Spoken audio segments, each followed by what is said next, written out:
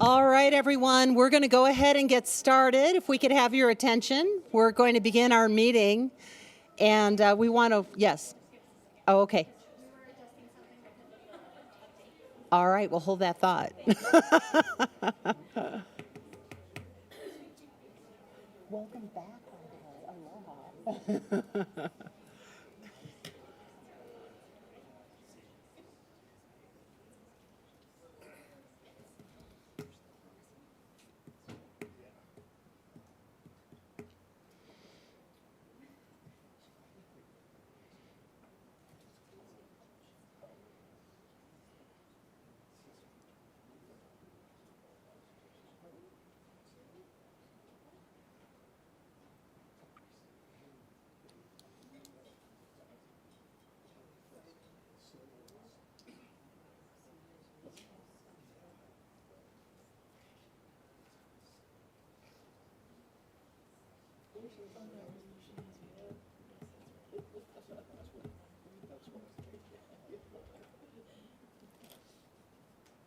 I saw the DA, now I don't see the DA. Is she still here? So we just elected, so we have, oh,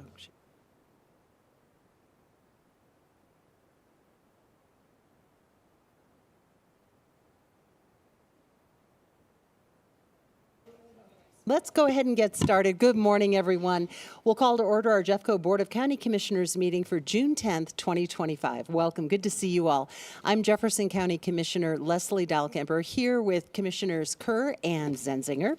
Our clerk this morning is Karina Madrigal, and our host is Zara Murad, who will handle requests for public comment and public testimony in the chat for those of you who are joining us this morning virtually.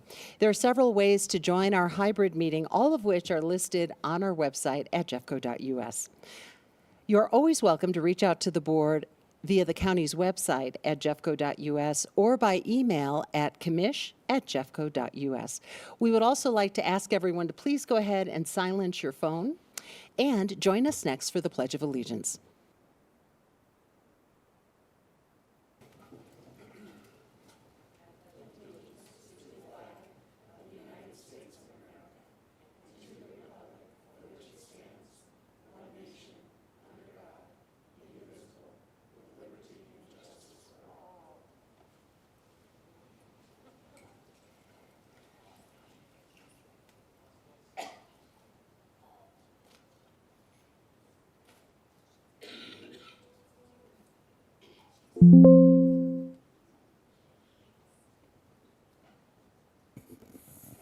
Well, good morning. We are so excited to have you here with us today. I'm Leslie Dahlkemper, Jeffco Commissioner, and I want to take just a brief moment to introduce the electeds who are with us today in the hearing room in the office. This is sort of our office, at least on Tuesdays.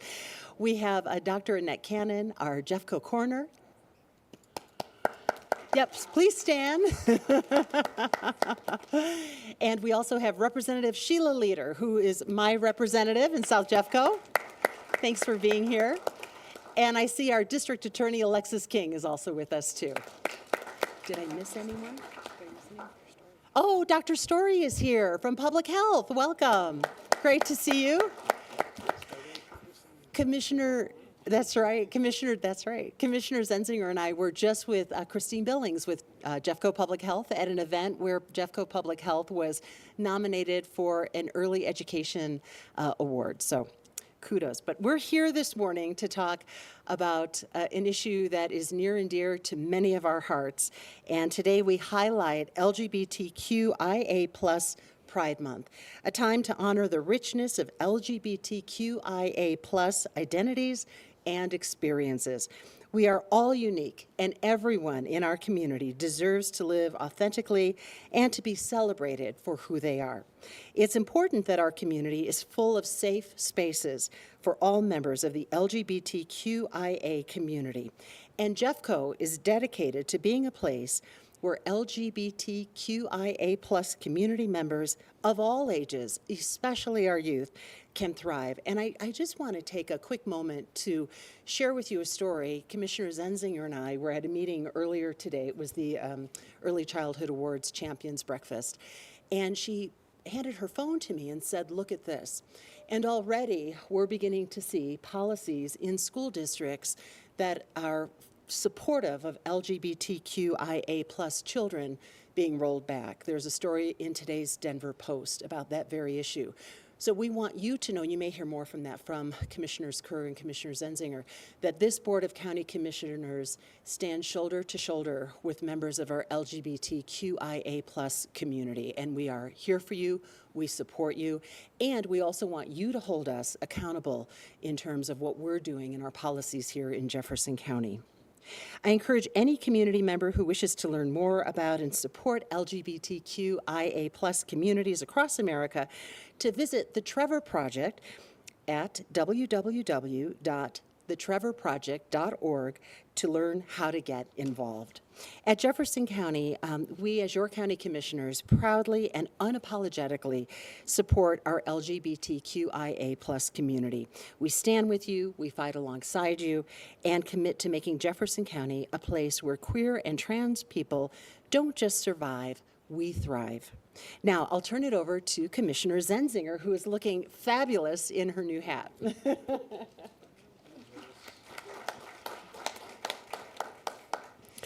It is extremely important to each of us as commissioners that we stand side by side with our LGBTQIA plus friends, neighbors, family members, and coworkers. LGBTQIA plus individuals have and continue to persevere despite often facing prejudice, discrimination, and violence. It is Jefferson County's priority to actively ensure that Jefferson County is a welcoming, safe space. Despite the recent negative rhetoric from some in the federal government, we support federal policies that protect LGBTQIA plus individuals, such as the Equality Act, which aims to prohibit discrimination based on sexual orientation and gender identity. As we celebrate and proclaim our dedication to our LGBTQIA plus community year-round, not just today, not just this month, we encourage and invite everyone in our community to actively show your support by attending a Pride event, wearing Pride colors, or taking the time to celebrate the diversity that makes Jefferson County such a special place. Before Commissioner Kerr reads the proclamation, I'd like to invite Marika Sitz, Jefferson County's Diversity, Equity, and Inclusion Manager, to come up and say a few words today.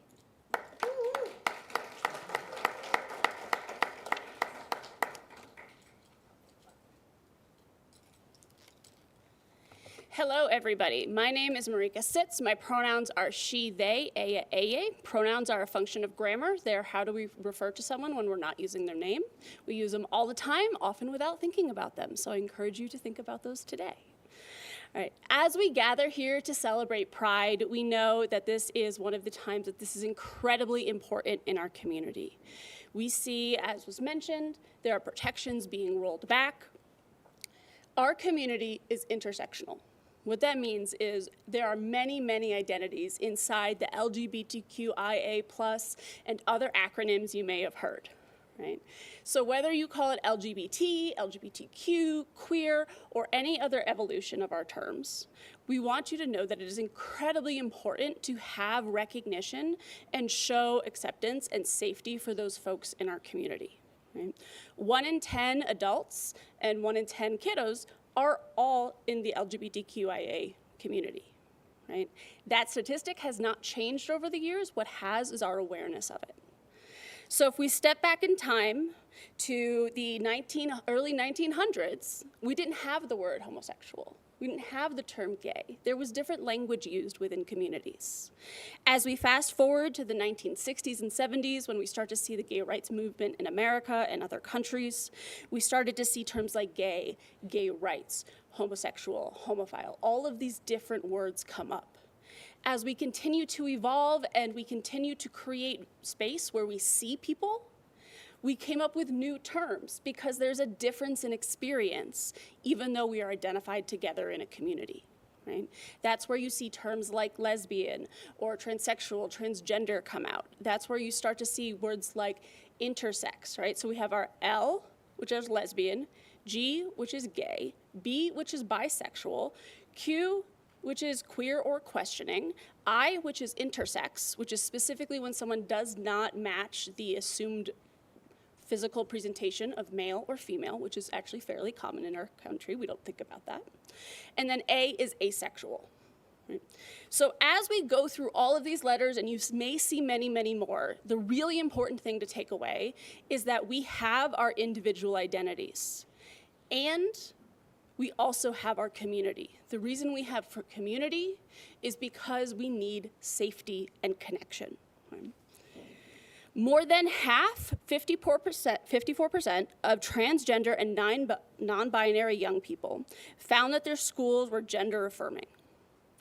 Those who reported that their schools were gender affirming were less likely to attempt and complete suicide.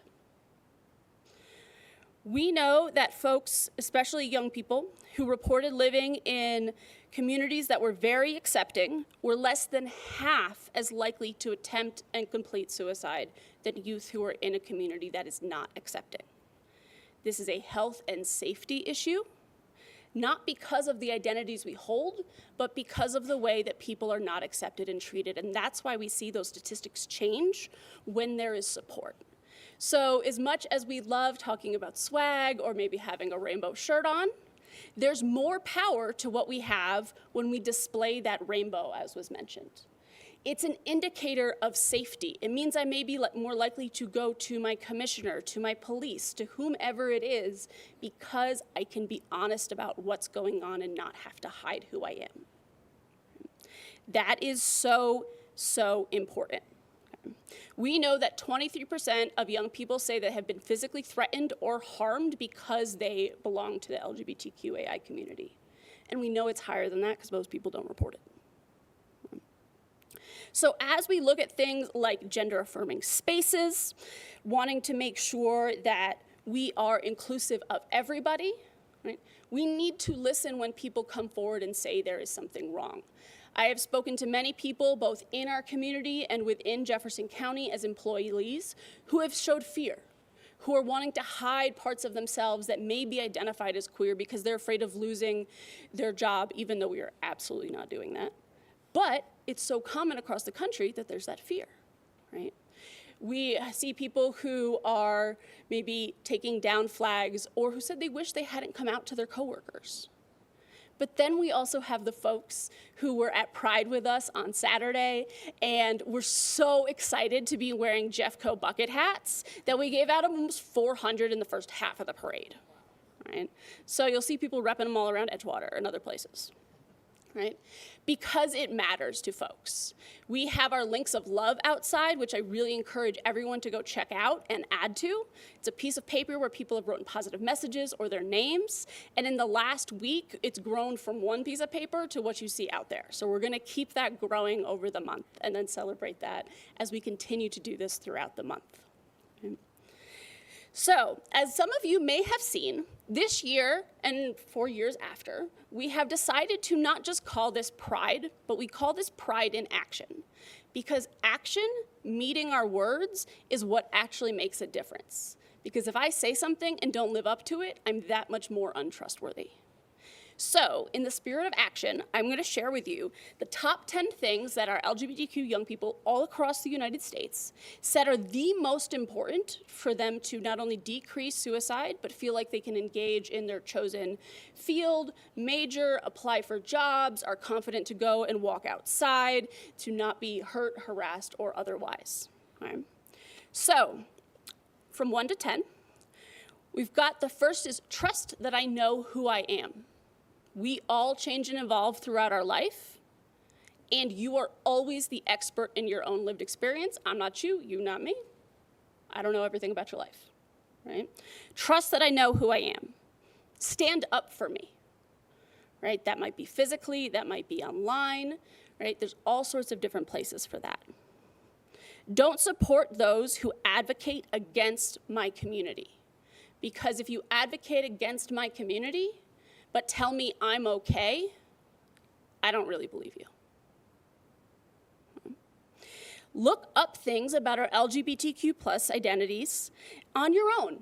We all got Google, it's fantastic. There's so much out there. There's also so much wrong out there, right? But there's plenty of intro YouTube videos, okay? So if you see someone with a pride pin, don't go ask them an acronym. It's your reminder to Google it.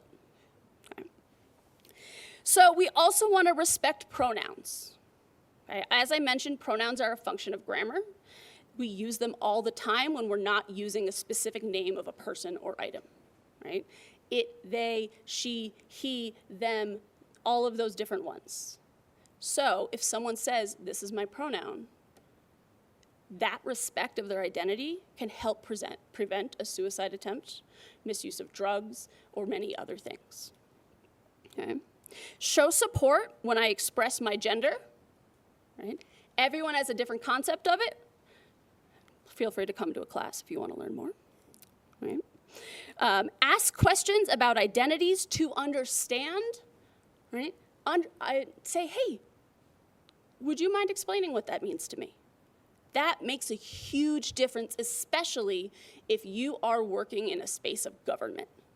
Right? We're coming in with authority, and that gives space for our folks in our community to say, hey, this is what's going on. Accept our partners, support us on social media. The majority of youth said that the most affirming place they could find was online when they could not find it in person, right? So 68% of people said they found their support through online communities, whereas only 23 said they could get it in person. Okay. And then last but absolutely not least, display some pride. Share it out. In the back, we also have pins that say, you're safe with me. That specific statement with the flag can go a long way to helping someone just even come in and sit down. And so we encourage you to take those. As we move forward throughout this month, I also encourage you to talk and look into the various different communities we have, as well as how that intersects across different groups. Every community, whether it's a religious community, we're talking about race, we're talking about whichever different group, countries, we all have folks who identify within the LGBTQ community. And we all have different ways that we've experienced it. So ask folks, engage folks, and show a little bit of pride. And in that, we will turn to the proclamation in our flag.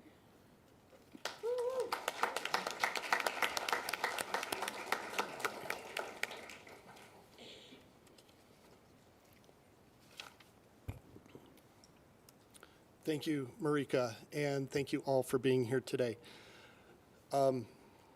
Before I get started on the reading the proclamation itself, I want to mention two things.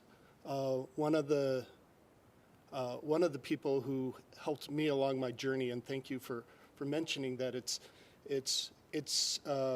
okay to try, not be perfect.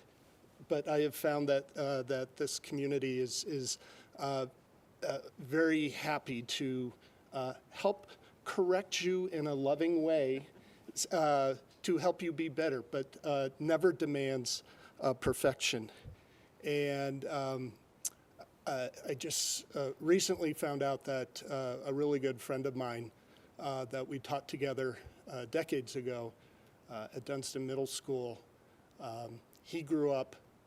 I would say he was Q. He was questioning. He grew up in Nebraska and my age, so not as supportive as community as many youth today can find.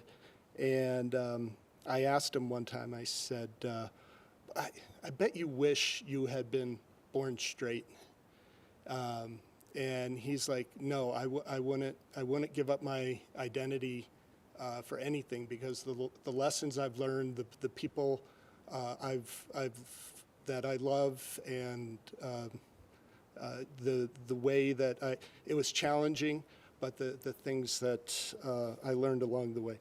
I just found out on social media he is entering hospice, and his message on social media was all about the love he has experienced from other people and the lessons he's learned from others. So for Brian, today is a lot about you. I also want to mention this flag. This flag, and as Marika said, taking action. This flag, I'm sure a lot of supportive people are saying, oh, that's cool. You know, Jefferson County put their name and their logo on a pride flag. This is not just a pride flag with our name and logo on it. This is the Jefferson County flag this month. We have officially adopted this as our county flag this month. And if you want to learn more about that, you can go to Google or many of the other search engines out there and Google Salt Lake City and Boise and Utah and Idaho and Missoula, I hear now, as to why we felt it was important to adopt an official Jefferson County flag that looks like this. So now, what was I supposed to say? We support you and will always stand behind you. And now the proclamation.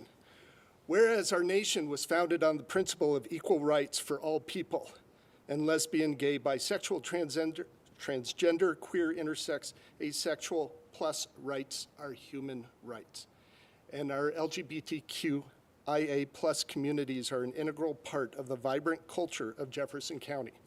And whereas in the month of June, we commemorate the 1969 Stonewall riots in which members of the LGBTQIA plus community lit a fire under the LGBTQIA plus civil rights movement in response to violent and inhumane persecution, aggression, and discrimination against them. And whereas our LGBTQIA plus community has always been and will always be a part of our community, we stand against the erasure and dehumanization faced by our LGBTQIA plus neighbors. And whereas Jefferson County will protect and support the rights and freedoms of our LGBTQIA plus community members and ensure all are safe and welcome in our diverse communities. And whereas Jefferson County is a place where we celebrate diversity and intersectionality of our LGBTQIA plus communities, where there is opportunity for everybody and where everyone is treated with respect and dignity. Now, therefore, be it proclaimed by the Jefferson County Board of Commissioners of the State of Colorado that June 2025 be declared LGBTQIA plus Pride Month in this county, and that we will support and raise up the voices of our LGBTQIA plus community year-round. Thank you.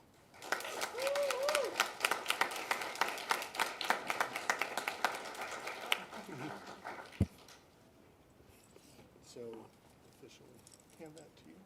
And then we're going to take a few, some here first. We're going to go out to the atrium. Okay. We want to invite you all to join us in the atrium for just a couple of minutes. We'll bring the pride flag with us, the Jeffco flag for this month, and we'll take a group picture that will also be shared out on social media. So I hope you can all join us. And thanks again so much for being here. We'll take a break to take that picture, and then we'll resume with the rest of the hearing. Thanks, everyone. And please make sure to grab a hat and a fan for the picture, even if you don't want to wear it all day. Your hair will survive for 5 seconds, hopefully. And we're going to teach everyone how to do a fan clap, which if you haven't, it's super fun.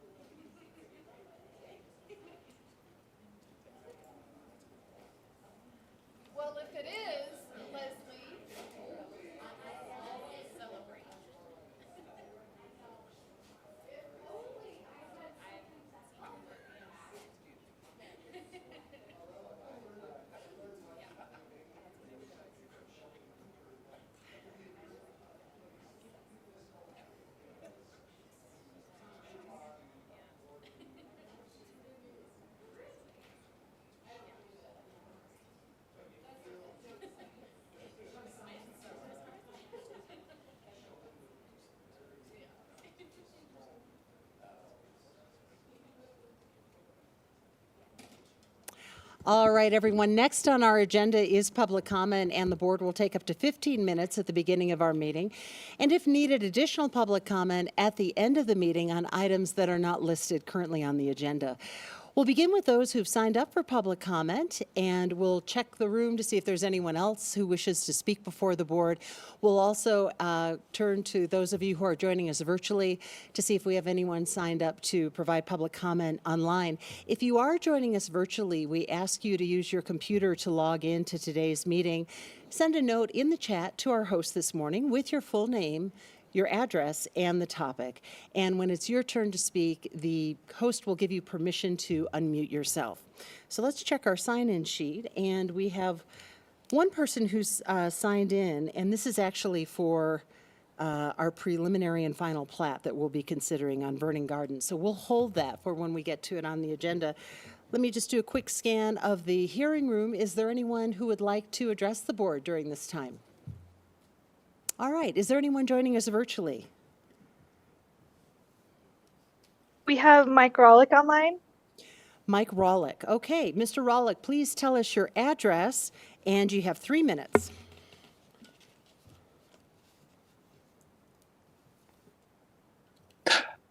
Hi there. Hi to the Board of County Commissioners and all the other representatives there today. My name is Mike Rawlick, 18735 West 15th 9th Drive, Golden, Colorado, 80403. Before I begin, I just want to give a thank you to Rep. Leiter. She had put a state bill together for stronger language for the opt-in, opt-out program for the smart meters, and I really appreciate that. And I did testify in support of her. So thank you, Rep. Leiter. She's still there. I want to make a comment about the new psilocybin rules. I had seen in the county documents that the psilocybin was allowed now under state law, obviously, but it was allowed in many different zonings as per a decision by the director. And that was back in 2024. And one thing I did not see was a reference to the state law for setback, CRS 4450302, which requires a 1,000-foot setback from all childcare, preschool, schools, and residential daycare. Now, Boulder County did remove that and put it down to 500 feet as they're allowed to do. And you can check this with Colorado Municipal League. But a lot of other municipalities, cities, and what have you are keeping it at that 1,000 feet. I don't see any reference to that 1,000 feet. Probably a good idea to have that in there. Additionally, the county does have room to regulate the time, place, and nature of psilocybin. And one thing, I know we have some folks from the health department as well on here. This is called natural medicine, and as such, it can be quote unquote prescribed, but the state only requires 150 hours of training for facilitators. And I would hope that Jefferson County could have a stronger business licensing for something that could potentially have a detrimental effect. There are stories out there of folks getting bad psilocybin, having issues with it, and even in the Colorado state, it's not DORA, it's DORA, not DOLA, it's DORA, that they require people to have basic life-saving training as well, first aid and what have you. So that should raise an alarm bell to say, should there be a better business side regulation for folks who are going to facilitate and prescribe psilocybin? And the last thing I will want to bring up is, I'm not sure if you guys are aware, but they're starting to do bacterial production of psilocybin. So this is not just mushrooms. There are about 8 natural varieties of mushrooms that come from Colorado. There are also GMO mushrooms, which I hope we would be looking at to make sure they don't get out into the environment and hybridize. But there are also bacterial productions. Back in 2019, you can find a story from Vice that talked about a new bacterial line called P. psilocybin. And in fact, it has a greater psilocybin production rate than your normal mushrooms. I don't know if that's really been considered by the state or the county, but now with the setbacks for light industrial or what have you, you could have a bacterial vat producing psilocybin possibly 50 feet from someone's house. And we don't quite know the nature of this bacteria yet. So in the idea of protecting human health, I hope that we could take a look at that and see, again, that you have the time, manner, and the place. And thank you so much for your time. Mr. Rawlick, thanks so much for your comments. And Representative Leiter has left the building. However, we did text her to let you know that you gave her a very kind shout out this morning. So thanks again for being here this morning. Thank you all. Thank you. One more time, I'll just check to see if we have anyone online or in the hearing room who would like to address the board during public comment. All right, with that, we'll close this portion of public comment. We have another segment of public comment at the end of our meeting as well. Next is the hearing consent portion of our meeting. We have 3 items on the consent agenda. Sorry, Madam Chair. Minutes, they always, look at that. It's too much caffeine this morning, I think. Let me back up here. We have a number of things before we get to those items. So next we have the approval of the minutes, and those minutes are dated May 20th, 2025. May I have a motion to approve? I move for the approval of the minutes, May 20th, 2025. Second? Ms. Madrigal, would you please call the vote? Commissioner Kerr, Aye. Commissioner Zenzinger, Aye. Commissioner Dahlkemper, Yes, and that motion passes. Next, we have 14 items on the consent. Commissioners, would either of you like to take an item off the consent agenda? No, thank you. No. All right, thank you. With that, may I have a motion to approve items 7.1 through 7.14? I move for the approval of consent agenda items 7.1 through 7.14. Second? Ms. Madrigal, would you please call the vote? Commissioner Kerr, Aye. Commissioner Zenzinger, Aye. Commissioner Dahlkemper, Yes, and that motion passes. Next is our regular agenda. We have no agenda items on our regular agenda. Next is the hearing consent portion of our meeting, and we do have 3 items on hearing consent. Ms. Madrigal, would you please read hearing consent agenda items 10.1 through 10.3 into the record?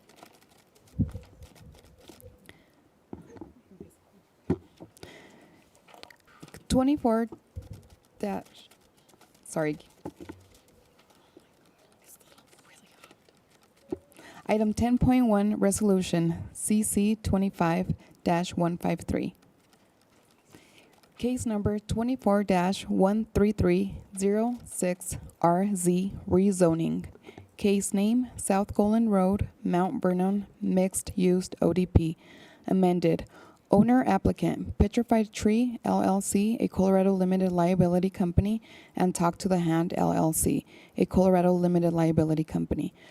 Location 16121 West 10th Avenue, 16129 West 10th Avenue, 16005 Mount Vernon Road, and 16100 South Golden Road. Golden. Approximate area 5.87 acres. Purpose, rezone from planned development to a new planned development to amend the existing South Golden Road. Mount Vernon Mixed Use Official Development Plan Zone District boundaries, which allows a mixed-use project with ground floor retail and up to 200 multi-family residential dwelling units above, and to preserve the Rock Rest Lodge. Case Manager, Sarah Homier. Item 10.2, Resolution CC 25/154. Case number 25-125064 SU Special Use. Case name Aspen Park SDA Church. Owner applicant the Rocky Mountain Conference of Seventh-day Adventist, a Colorado nonprofit corporation. Location 26015 Noah Avenue, Conifer. Approximate area 2.25 acres. Purpose, to allow a religious assembly of 6,000 square feet as a special use in the residential 1 R/1 zone. Case Manager Alexander Volks. Item 10.3, Resolution CC 25-155, case number 22/132293 PF. Preliminary and final plat. Case name Vernon Gardens second filing. Exception survey number 2. Adjustments number 1. Owner 965 Orion Street Owner 961 Orion Street LLC, a Colorado Limited Liability Company. Applicant Ryan Wanamaker. Location 961 Orion Street, Golden. Approximate area 0.889 acres. Purpose, to subdivide the property into 6 lots for 2 family units duplex, allowing a total of 6 dwelling units. Case manager, Benjamin Johnson, civil planning engineer. Thank you so much, Ms. Madrigal. I wanted to point out again that we do have one individual. Is David Ochchild here? Perfect. And I know you'll correct me on the pronunciation of your last name. He has requested to speak on item 10.3, so I will go ahead and pull item 10.3 from consent, leaving items 10.1 and 10.2. Let me first check, I'll check with the commissioners in just a sec. Is there anyone in the audience who would like to remove either of the other 2 items from the consent agenda? And Ms. Murad, is there anyone joining us virtually who'd like to remove an item from consent other than 10.3? No one online? Thank you for confirming. And commissioners? No, thank you. Okay. So with that, let's first move forward with a motion to approve the consent agenda items 10.1 and 10.2. I move for the approval of hearing consent agenda items 10.1 and 10.2. Is there a second? Excuse me, Madam Chair. I'm sorry to interrupt, but I believe the gentleman who signed up to speak is the applicant for the case. And I imagine he's just wants to represent himself if he can, so I don't know that that needs to be pulled off consent. You know, I did consult with our county attorney because I was thinking along the same lines. So okay. That changes my advice on it. Since it's the applicant and not someone else, we can keep it on consent. You can allow him to comment on it.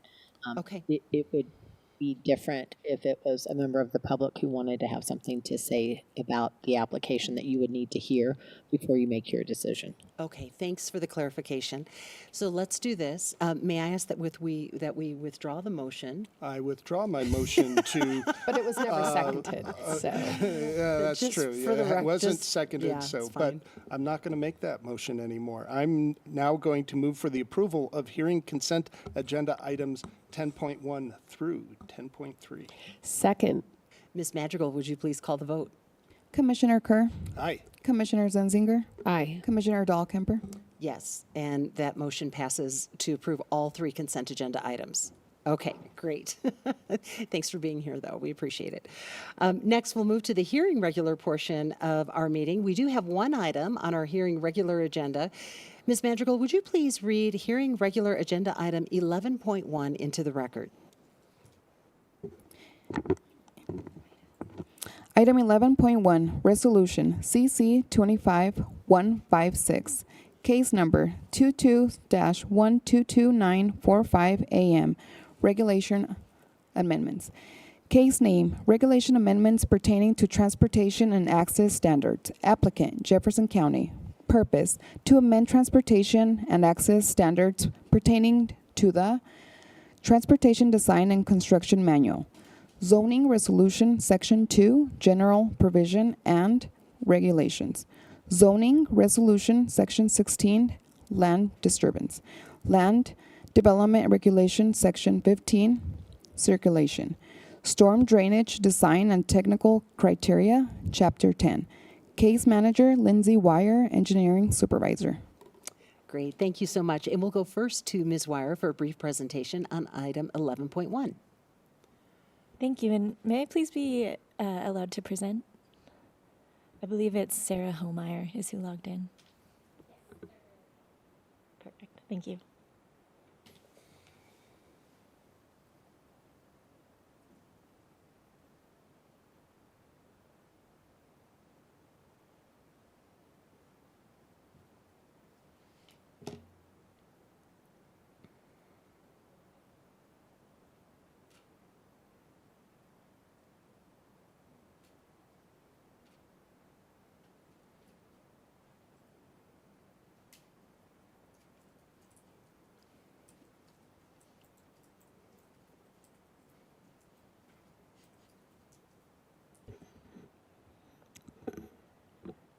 All right, thank you, commissioners. My name is Lindsay Wire. I am the engineering supervisor for planning and zoning.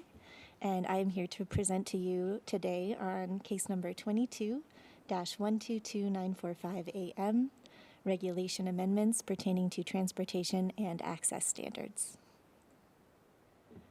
First, I'd like to introduce you to our regulation amendment team. There's myself, as well as Nathan Seymour, who's a Civil Planning Engineer 3 from Planning and Zoning.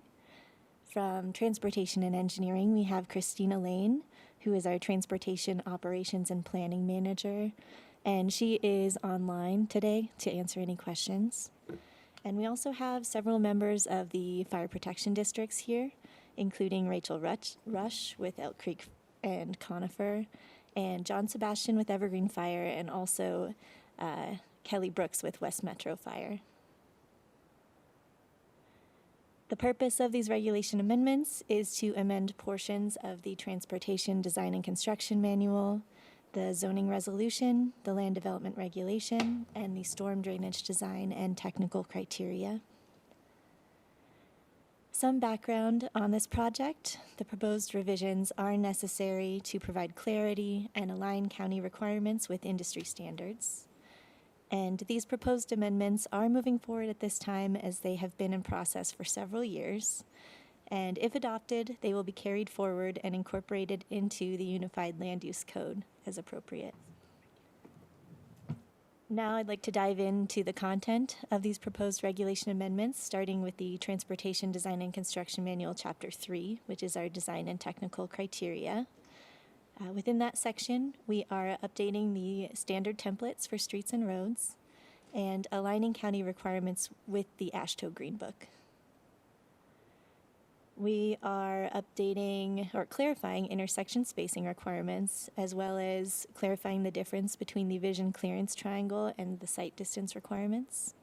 And we are adding a reference to the Colorado Department of Transportation within Section 3.10. Within Section 3.7.8, which is our private streets, roads, and driveways section, we are removing the statement that the appropriate fire protection district may approve alternate standards, defining a new process for requesting relief of the requirements within this section, which must be approved by the county, and for your reference, that would be an approval or denial by the Director of Planning and Zoning.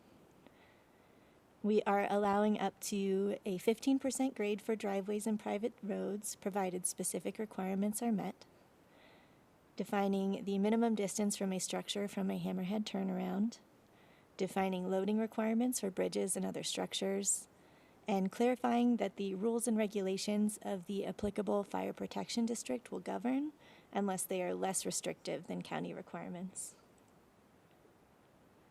Within Chapter 4, which is our pavement design and technical criteria, we are clarifying that edge drains are required with the construction plans for the dipping bedrock areas within the county and may only be omitted if final pavement design shows that they are not necessary. And we are specifying when stone mastic asphalt is required. Within Chapter 5, we are updating the construction specifications and standards to meet industry standards. And we are also providing updates to the text for medians, waterproofing membranes, storm sewer pipe, signs, and pavement markings. For the Transportation Studies Appendix, we are relocating the text of that appendix to Chapter 6 of the Transportation Design and Construction Manual and creating 4 types, including transportation information, trip generation memorandum, transportation analysis, a transportation impact study, and a letter of conformance with an approved transportation impact study. And for each type, we are providing an example template in the appendix. So just to go into that in a little more detail, transportation information would apply to any development that has less than 150 trips of average daily traffic. Similarly, a trip generation memorandum would apply to any development that generates between 150 and 800 trips. Then we head into, for a rezoning case specifically, a transportation analysis would apply for any development with greater than 800 trips. And a transportation impact study would apply to a site development plan or plat with greater than 800 trips. Finally, the letter of conformance with an approved transportation impact study would apply to a site development plan that comes in within 3 years of a regional development. And this table just shows that graphically, so you can see the transportation information applies to any case type between 0 and 150 trips. The trip generation memorandum similarly applies to any case type with between 150 and 800. And then that transportation analysis is really specific to that rezoning case, and the transportation impact study is specific to the plat, or SDP. We are updating the definition section to add a definition for the all-weather travel surface, a definition for the dip of natural terrain, definition for sidewalk, and definition for a vulnerable roadway user. Within the zoning resolution section 2, we are updating the general provisions and regulations section to clarify how the physical standard of access will be evaluated for different building types, building permit types. So, for example, habitable versus non-habitable structures and additions.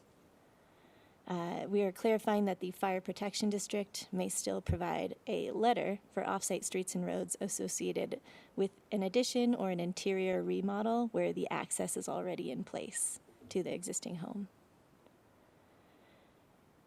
For the zoning resolution section 16, which is our land disturbance section, we are clarifying that land disturbance activities with or in advance of a building permit with less than a half acre of land disturbance, but the applicant is requesting relief of a county requirement, will require a full grading permit review. And this isn't a change, it's just a clarification. We are adding the requirement that land disturbance associated with access to a detached living space, such as an accessory dwelling unit, will require a notice of intent permit. And we are updating the notice of intent process to allow modifications to previously approved plans when the construction does not occur per the plans through an administrative review rather than doing a full grading permit. Within the land development regulation section 15, we are clarifying that adjoining street improvements are required for all arterial streets and roads when they are in for a site development plan or plat. We are removing the statement that the appropriate fire protection district may approve alternate standards for cul-de-sacs and clarifying that relief would be processed by planning and zoning. And similarly, for the storm drainage design and technical criteria, we are removing the statement that the appropriate fire protection district may approve alternate standards for overtopping depth for the 100-year storm event that exceeds 12 inches, and clarifying that any relief would be processed by planning and zoning. So today, staff and the Planning Commission recommend approval of these amendments to provide clarity and align county requirements with industry standards.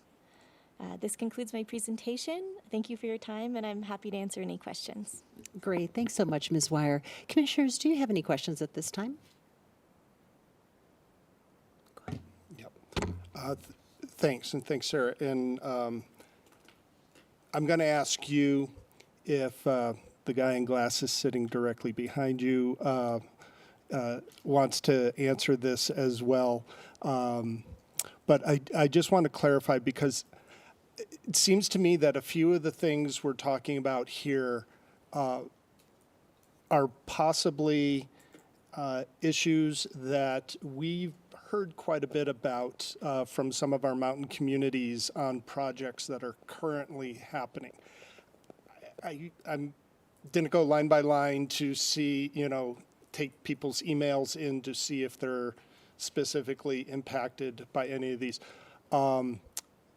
But so in general, what happens when, if we're changing a regulation, but there's already a project in process? I guess what's the process? New regulation, old regulation? How does that work? So any application that is currently in process would follow the old regulation that was in place when they originally submitted their application. Okay, thank you. And I'm just wondering, is there any relief for the community if they're pointing things out and then we change them? Any relief for them down the road? I mean, I think that's an obvious no, but I just want to clarify that that because we're changing regulations that perhaps our community is asking for on specific projects that are already happening, that doesn't, I mean, our hands are tied from the previous regulations. Is that? Even for those existing projects that are in process, they can still request relief from the county through a minor variation request. So it is possible for them to obtain relief, and part of their justification could be that we are adopting these new regulations. I don't know any projects specifically like that, but any of our regulations, an applicant could request relief from the county, and we would review. Okay, great. Thank you. Great, thanks, Commissioner Kerr. Any other questions for Ms. Wire this morning? With that, I'll ask Ms. Wire, is there anyone else that you're aware of who'd like to present on this issue before we move to public testimony? Not that I'm aware of. I know we do have the fire protection districts here in support, but Great. they don't need to speak if they don't want to. Well, good. We'll move to public testimony in case you would like to share anything with the Board of County Commissioners. And just to clarify, we're taking public testimony only on this issue for those of you who are here in person or joining us virtually. If you are joining us online, again, please use the chat function, share your name, your address, and let the host know that you would like to address the board. Each person has 3 minutes to address the board, those who are registered by their associations to testify on this item and that are within the notification area have 10 minutes. Do we have anyone in the hearing room who would like to testify on this issue? Please come forward, Ms. Clemens. And then I'll also ask while Ms. Clemens is working her way to the front, do we have anyone online? No one online. Okay, perfect. Thank you so much. Ms. Clemens, we'll go ahead and swear you in. If you'd share your name and address first.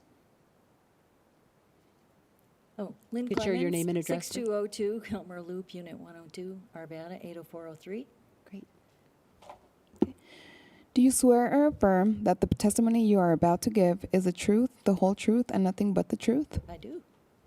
Thank you. Please Please go state. ahead. I actually haven't done my homework on this, but I am looking at, and the comment was just made about a relief request. And I am a little curious as to what that involves. And if there is a relief request, it says that the following shall be submitted to the planning and zoning through a relief request. So I was wondering if there's a definition someplace about relief request, and if there is a submission of a relief request, is that the same as asking for a modification or a variance?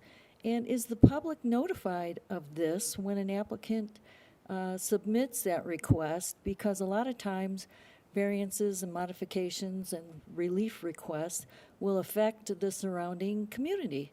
So I guess that's my question. If there's a definition, what's the process, and what's the notification of the public? Thank you. Great. Thanks so much for your comments. And we'll circle back to Ms. Wire in just a moment. One more time, anyone in the hearing room or online who'd like to provide public testimony? All right. No one online. Thank you so much. We'll then close public testimony. And Ms. Wire, if you would like to go ahead and respond to that question from Ms. Clemens. Sure. So relief requests are currently defined by either the land development regulation or the zoning resolution. If it's a case that's governed by the zoning resolution, it would be through a minor variation request. And if it's a case that's governed by the land development regulation, it would be an alternative standards request. Because the transportation design and construction manual isn't really a part of either right now, we left the language vague as relief in that text. But the process is essentially the applicant will submit a letter to the county requesting what item of the regulation they are requesting relief from. The county will then create a relief case.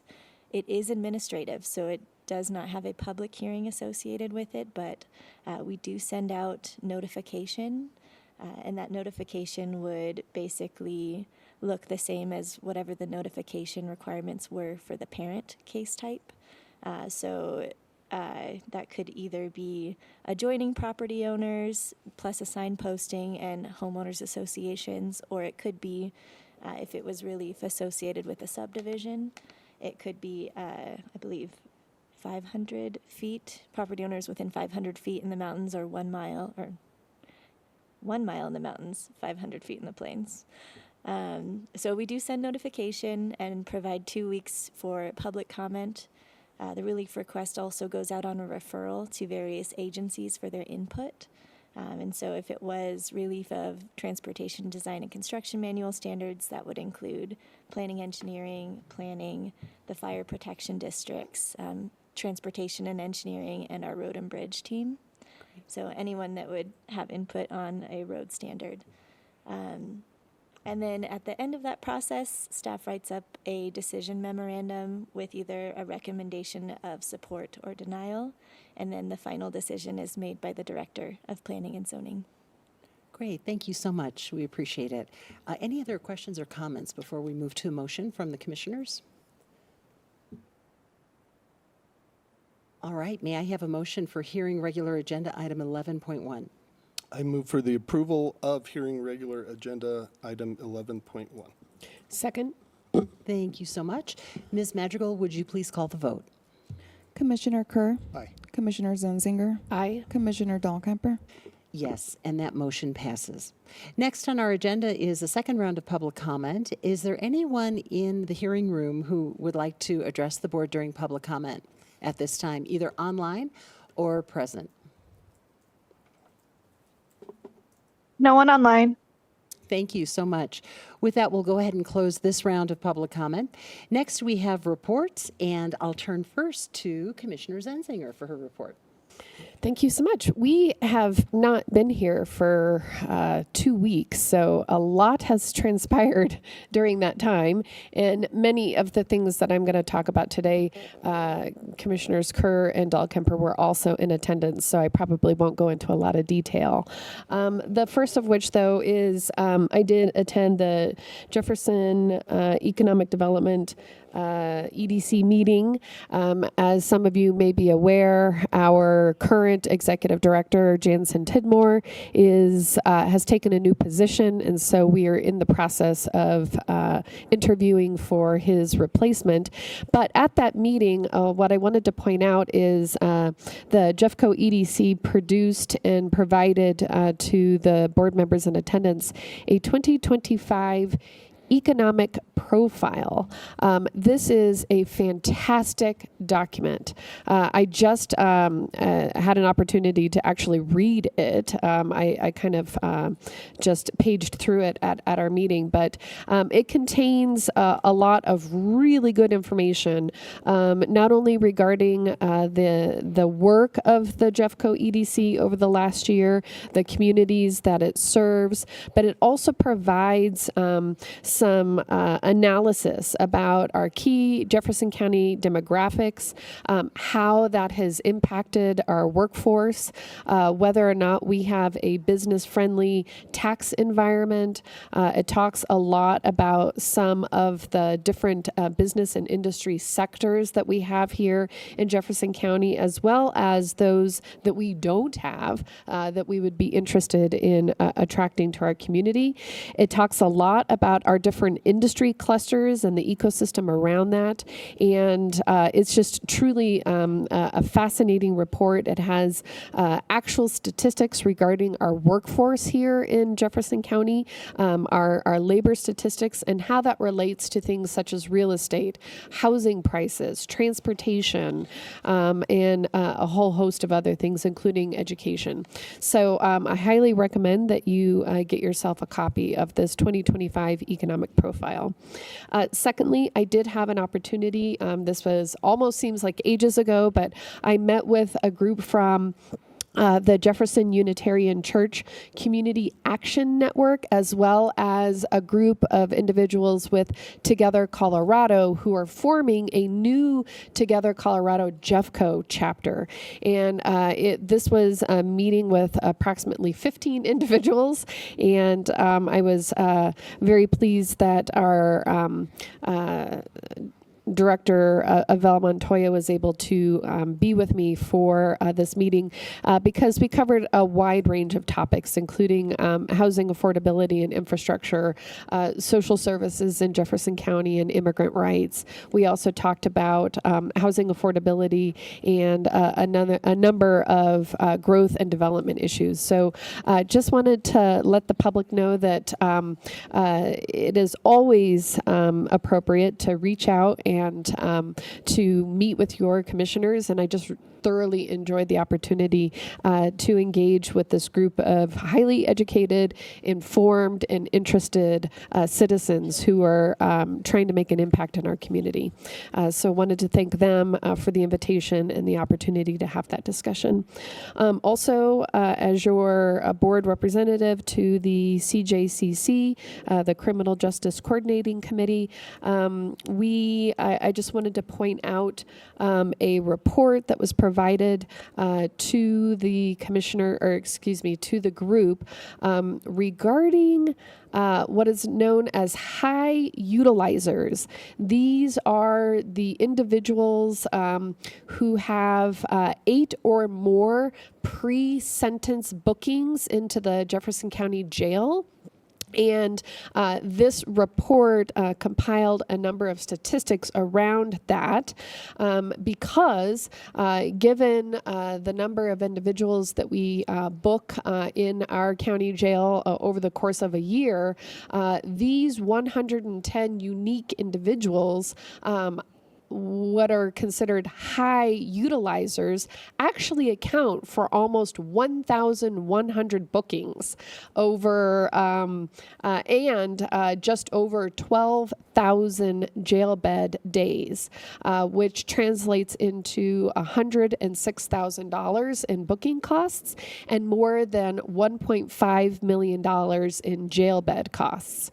So it's really important to take a look at these high utilizers, why they are entering into our system, the frequency, for what kinds of charges, and so on and so forth, because they have an outsized impact on our system overall.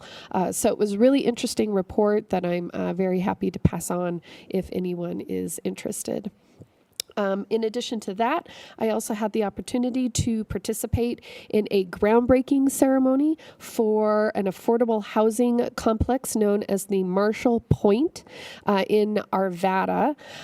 This 4.36 acre site will contain approximately 260 units. It will be a 4-story wrap style development, and it's really an incredible project because 30% of the units in this affordable housing unit will be dedicated to permanent supportive housing services that will be provided by a local nonprofit, Family Tree. In addition to that, 8 of the units will be subsidized housing from from the Arvada Housing Authority, and in addition to that, have a couple more statistics. The majority, 13 of the units, will be dedicated to the individuals living in a 30% AMI. 208, so overwhelmingly, the majority of the units will be dedicated to 60% AMI, which is really getting at that missing middle. And then lastly, 39% of, or excuse me, 39 units will be dedicated towards 70% AMI. These projects don't just come together easily. There were a lot of partners that were involved in the creation of this. And we got to meet many of them at the groundbreaking. I know that Commissioner Kerr was also in attendance, but it came through various financing parties, including CHAFA, the Colorado Housing and Finance Authority, and as well as the Arvada Housing Authority. And they also took advantage of a couple of the state affordable housing tax credits, which was able to close the gap gap on the financing for this. The construction of this affordable housing unit will be completed in the fourth quarter of 2026, and they will also be partnering with the accelerated state credit through CHAFA for their financing and closing. So it was a fantastic project. Just down the road from this, there is another affordable housing project that is focusing on families who are associated with Family Tree. So victims of domestic abuse or violence, families who are living in 30% or below AMI, which is families who are living in poverty. And that will also have permanent supportive wraparound services. And then this new affordable housing complex, the Marshall Point, will be a stepping stone for families that are living just within a few blocks to be able to move into this middle income affordable housing as things progress with regarding employment and job opportunities. And this is really important. I want to stress this point because so often as people move out of poverty, they end up having to move out of their communities. They have to move out of their neighborhoods. Their children have to move out of the school that they're attending where they have their friends. And all of their supportive networks are right there in their neighborhood. And so it's really great that they're stepping out of poverty and they're moving into better circumstances. But when that happens, we have to recognize that that's kind of difficult because they're leaving behind an entire life, an entire community. And so by having these two projects co-located just a few blocks from one another, people will be able to, as they move out of poverty and into self-sustainability, they don't have to leave their neighborhood. They don't have to move out of Arvada. They can continue to thrive in the community where they were. So this is a really exciting project. From my point of view. And a lot of people came together in order to make that project happen. I also had the opportunity to attend a bill signing ceremony down at the Capitol. This was for a bill, and I'm trying to find a picture of it. This is for a bill that Jefferson County actually stood up for and promoted in the face of great odds, and it's with regard to foster youth and their federal benefits program. And so this is concerning changes to practices that are related to federal benefits for our youth who are in foster care. This bill was very difficult, and so I want to commend the sponsors for working through many of the issues that were brought forward by counties with regard to the structuring and the financial impact of this bill. But essentially, now our foster youth who are receiving federal death benefits because their parents have passed will now be able to receive those benefits directly, where we will hold them so that they can access them later when they are exiting the foster care system, as opposed to spending them now while they are in the system for their care, and then they have no benefit when they exit the system. With these new changes, the youth who are in our foster care system will now actually have those benefits that they'll be able to use once they exit the foster care system. So want to commend the sponsors for working through all of those issues. And in particular, I want to give a shout out to our Department of Human Services, Mary Berg and her team, for providing such amazing feedback about how to structure this bill and to work through the changes, because this will unfortunately require counties to step up and provide a little bit of backfill, since we will no longer be able to use those benefits within our system. So I just want to say thank you to Mary and her team.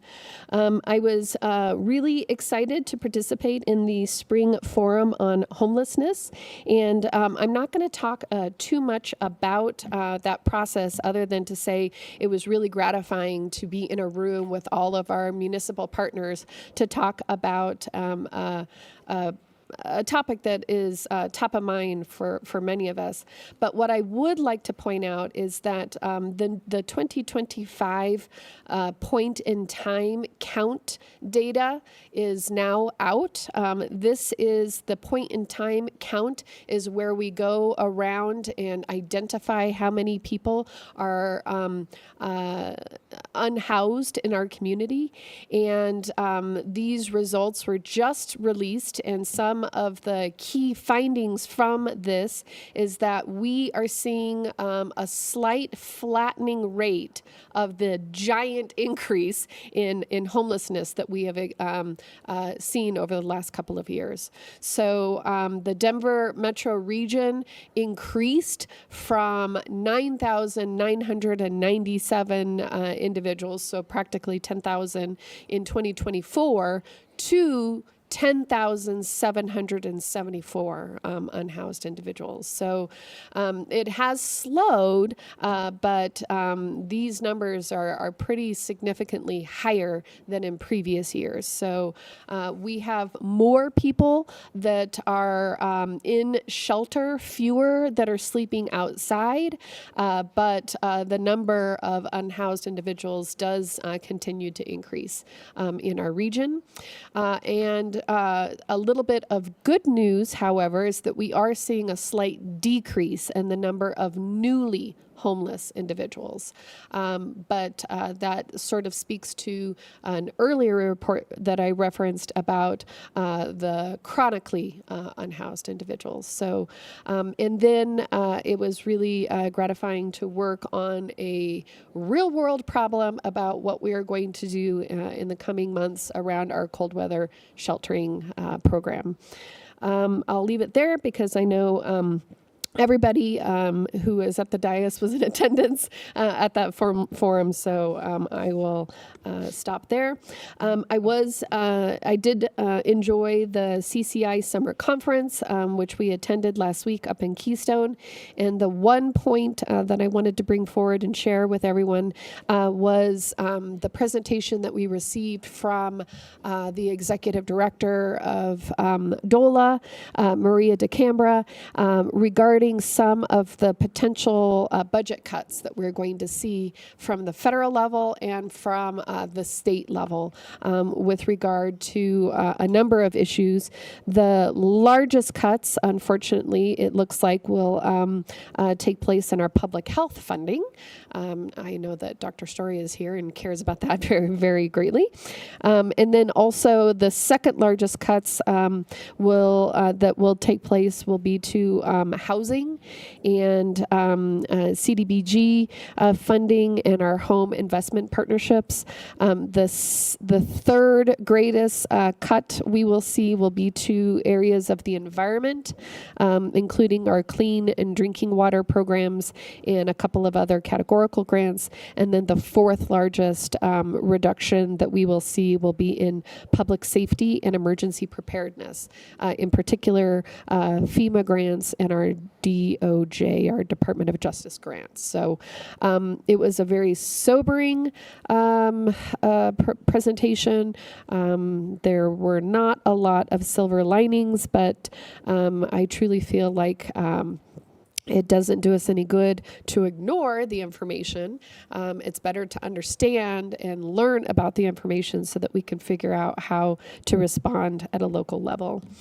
I also had the honor and privilege of being able to hand out and congratulate the graduates at the Jefferson Prosperity Project and Head Start Achievement Ceremony.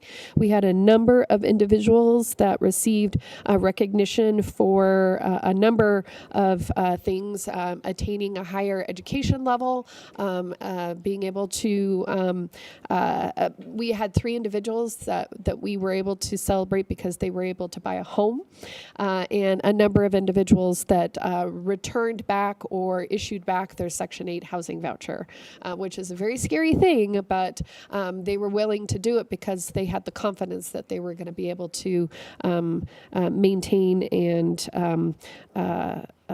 persevere. And then lastly, I will just mention, actually, of two more things.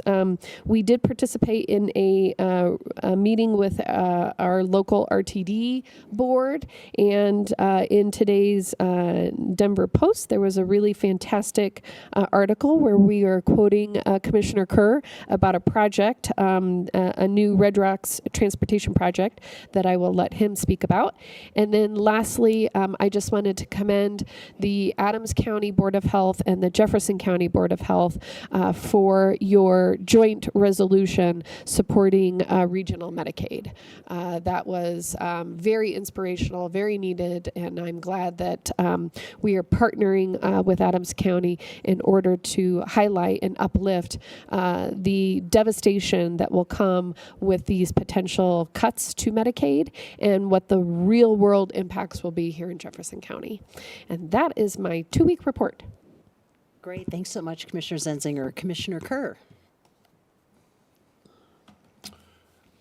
Thank you. So let me go through and cross off most of my life. Yeah, it was great to do the Marshall Point groundbreaking. Just great evidence that here in Jeffco, working with our municipalities, working with our state agencies and our local nonprofit partners and our private sector as well, that we're working hard on making more housing, especially affordable housing, available. It's not enough, but we are moving forward and working on that. Speaking of the Jeffco Forum on Homelessness, it was great to get all of us, our top staff, the mayors, many city councilors, and their staff from throughout Jeffco together to really focus on this. I was reading about the city and county of Denver's budget as they related into everything you talked about on the point of time and the homelessness in Denver. The literacy, being able to read statistics and read between the lines, but also put different statistics together, I think is very important. As they, one of their headlines was, well, homelessness has increased, and yet with the investments that the city and county of Denver put into making sure that people at least had a roof over their head, the unhoused population has gone down while the overall statistic of homelessness has gone up. So I know you just said that. I'm just saying in my social studies teacher voice that you have to really dig into. I think a lot of folks sometimes skim over, just read the headlines instead of digging into some of the specifics there. So thank you for highlighting that. Attended the Taste of the West from our West Chamber. Hundreds of great small local businesses were there. And then both of you were able to present awards. And then finally I was able to as well yesterday morning.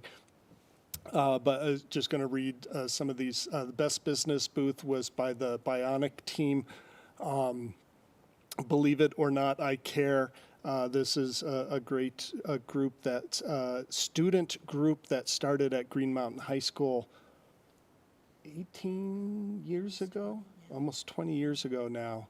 And it was great to see Sandy Austin there, who was a counselor at Green Mountain High School when that started, also about the time that the Second Wind Fund started, also kind of based at Green Mountain High School, that I've been a part of quite a bit. So That was Bionic. Best non-alcoholic beverage, Teehee, which I did eventually get to award.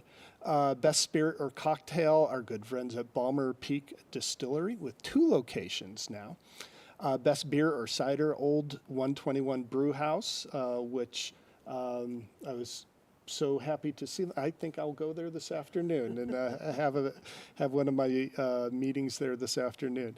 Best wine or seltzer, Blanchard Family Wines. Best sweet, I love the name of that award. Best sweet, no surprise, 240 Union. And best savory, might be a surprise since they are very new to Jefferson County, Pantera Mexican Grill and Cantina. And I definitely need to stop by there. And then the Comcast Business Best of the Best Award presented by Andy Davis from Comcast and Andy Kerr from Jeffco. So we're calling it the best, or the Andy Awards from here on out, but it's the best of the best, right? So, and that also went to Pantera Mexican Grill and Cantina.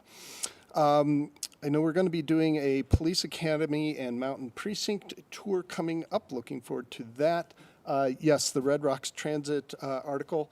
It's actually kind of, you're not always quoted accurately or fully in a lot of these articles. I thought it was a good article. We're actually looking at doing some more media on that today. But yes, and many of you have heard this before, that Jefferson County, City and County of Denver are working together with Golden, Morrison, our open space, their mountain parks, on making it easier for folks from Denver and from Jefferson County to get to that whole valley there where, yes, Red Rocks, 1 million people plus go to Red Rocks shows throughout the year. But there's also 4 Jeffco open space parks, several Denver mountain parks. Red Rocks is a Denver mountain park. By the way, it should be a Jeffco park, but it is a Denver park. Dinosaur Ridge, many amenities, hiking, biking, music. What are the other tracks I'm missing there? Dinosaur tracks. So lots of different tracks available in this valley, and we're trying to make it easier for people to make it there. We're hoping, and now that we're actually called out in the media, that we're going to do a pilot program this September, or at some point this fall. I guess we have to do it because it was in the paper. So looking forward to making that happen, then getting a full pilot project going next summer. Last thing, just wanted to mention that Juneteenth, county holiday, is coming up June 19th.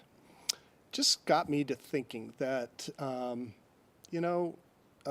Juneteenth, Pride, 4th of July, a lot of our holidays, our celebrations, our remembrances, at the time that these events were happening, they were labeled violent protests. They were labeled riots. We talk about the Stonewall riots as being part of why we have Pride.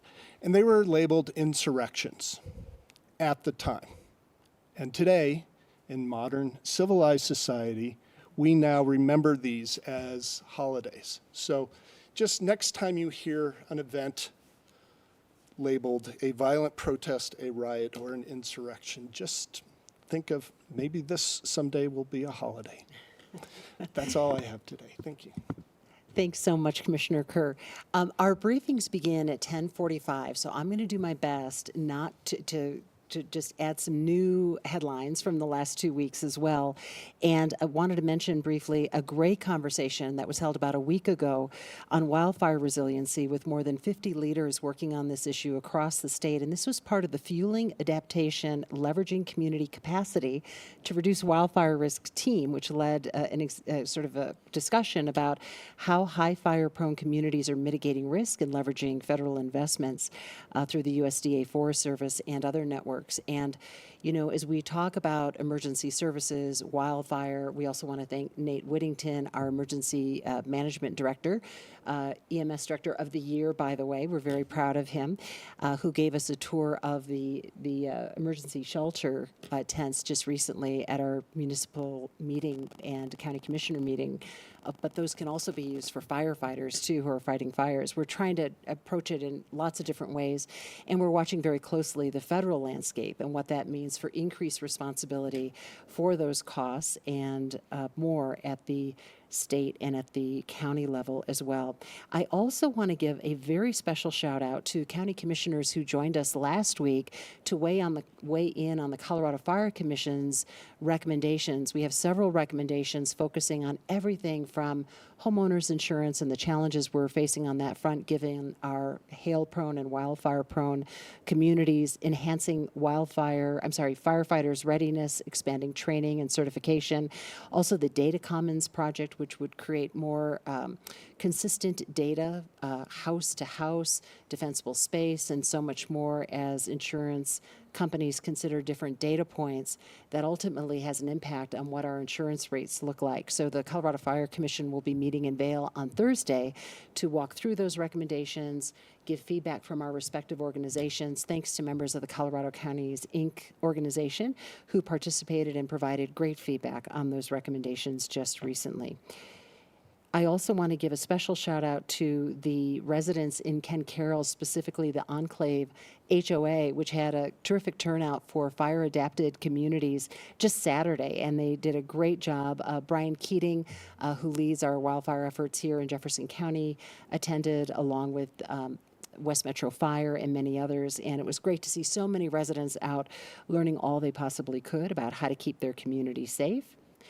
And a big thanks to residents. We had about 50 community members who showed out for our Saturday town hall in Evergreen, and the topic was the state budget, the impact of major cuts to the amount of, I think, is it 1.2 billion?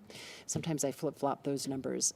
It's not good regardless, and then how the trickle-down impact will affect counties, and we're watching that very closely. We really want to thank our executive order task force, which is watching what's happening at the federal level, how that impacts the $130 million in federal funds that the county receives, affecting everything from public health to infrastructure, safety services, and so much more. So thanks again to everyone who showed up for our Foothills Town Hall on Saturday. And then also want to give just a huge shout out. It was a lot of fun to attend Edgewater Pride. We had so many folks from Jefferson County who were represented. Jeffco Public Health, Jeffco Library. I got to say hello to Mayor Steve Conklin from Edgewater, as well as the Jeffco Clerk and Recorder. One Colorado was there. So many partners statewide and locally.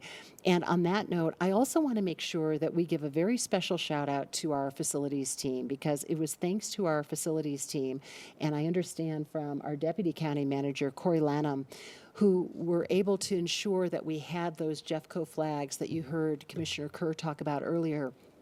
When facilities heard that we were looking at a 4 to 6 week wait, they went into action and they were able to ensure we had flags for today's proclamation and for the rest of the month much earlier. So just a huge shout out to them for all of their support and help. And then finally, want to recognize and thank the Triad Early Childhood Council Children's Champion Awards for all the tremendous advocacy and work on behalf of the nominees and the awardees. And there was actually a special moment today when Commissioner George Marlin from Clear Creek County and his mom, Margie Marlin, were both award nominees at the same breakfast. It was really just a testament. Right. We don't know how that turned out because we left early, Commissioner Zenzinger and I, to come to our meeting this morning, but great turnout. And thanks to keynote speaker Dr. Lisa Roy for her statewide leadership. Representative Leader also attended that breakfast as well. Thanks so much, and I'll turn it over to our Deputy County. I'm looking at all my Post-it notes here. I think we've got everything. I'll turn it over to Kate Newman, our Deputy County Manager. No reports, thank you. Just filling in for County Manager Joe Kirby. We're still going to make that 10:45 deadline for briefings. Thank you both. County Attorney. I actually have a Oh, report today. good. I All have right, let's go. I have some very exciting news to share. Our office secured a victory at the Colorado Supreme Court yesterday in a very important immunity case that will benefit governments all over the state of Colorado. The case, you may recall, is Miss Dozier. She slipped and fell in some water across the hallway on the court side. Just so that you know the circumstances, the facilities, when they immediately learned of it, they didn't have any opportunity to clean it up before she fell. The court found at the trial court level that only 5 minutes at most had elapsed between the time that the water spilled on the floor and she fell. So the county didn't have a reasonable opportunity to react and correct the condition before she fell. That's important because the Colorado Governmental Immunities Act has a waiver of immunity for a dangerous condition of a public building, and that's defined by statute. And so at the lower court level, Judge Russell across the hall found that because only 5 minutes at most had elapsed and the county didn't have a reasonable opportunity to respond, the county's actions or inactions did not cause her injuries, and that's important. Well, the court dismissed the case. Ms. Dozier appealed to the Court of Appeals. The Court of Appeals took a different approach. It reversed Judge Russell and said that the reasonableness of the county's response was not relevant to the analysis, and that even though the allegations were disputed about how much time had elapsed and who did what, the Court of Appeals ignored the trial court's factual findings and basically said her allegations, even though we contested them and we put on evidence that the court found more reliable, the Court of Appeals said we waived immunity and we were going to have to go to trial just as a normal building owner without the benefit of immunity. So we appealed to the Colorado Supreme Court, asked them to hear the case, and as you know, they don't hear a lot of cases. It's on important issues that are unsolved that they will take the case. They took it on two different issues. One of the issues was whether reasonableness is part of the equation. And then the other one was whether her allegations in a contested situation like that were sufficient to demonstrate the immunity waiver. Luckily, the court agreed with us on both of those issues, and the court held that reasonableness is relevant to the analysis. And I'm going to read a quote from the decision from Justice Hood that helps explain the court's reasoning. If the reasonableness of a public entity's response were irrelevant, a plaintiff could overcome immunity and proceed to trial despite being injured by a condition only seconds after the public entity learned of it. Such a result is not only illogical, it's antithetical to the CGIA's purpose to protect the taxpayers against excessive financial burdens that could arise from unlimited liability.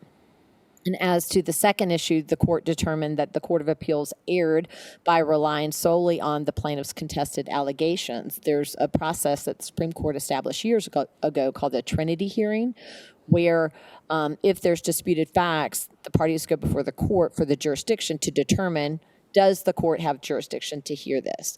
And even though the lower court believed our facts, our facilities, witnesses, the Court of Appeals basically disregarded that evidence and disregarded the lower court's finding, and the Supreme Court said that was wrong. So I want to say first, I'm grateful to the Supreme Court's thoughtful analysis on these important issues, because like I said, it impacts every governmental entity that owns a building in the state of Colorado. And, what standard we're going to be held to in maintaining our buildings. Also want to give a special shout out to our team. Jason Sorensen, Eric Butler, and I were the ones who worked on the briefing. Jason Sorensen argued the case before the Colorado Supreme Court. Our paralegal, William Grigo, provided important paralegal support, and the whole litigation team assisted with the oral argument prep. We also received support from Andrew Ringel at Holland Evans, who wrote an amicus brief on behalf of CCI. And I also want to give out a shout out to the facilities team, because it was their testimony at the underlying hearing that provided the court with evidence that the county's actions or inactions did not cause her injuries. And so therefore we were allowed to maintain immunity from these claims. So very important case, very important win that we're excited about. That's incredible. Thank you so much, Kim, for sharing that. And again, thanks to the entire team. That is significant, not just for us, but for counties across Colorado. We know you and your team have been working on this. We have briefings that start at 10:45. So we're going to just push that back just by 5 minutes, because I want to make sure we're staying on track to 10:50. So we'll try and get up there soon. Some may need a little coffee. Possibly, maybe not. Oh, yeah, right. Anyway, we'll see you for briefings at 10:50. Thanks, everyone.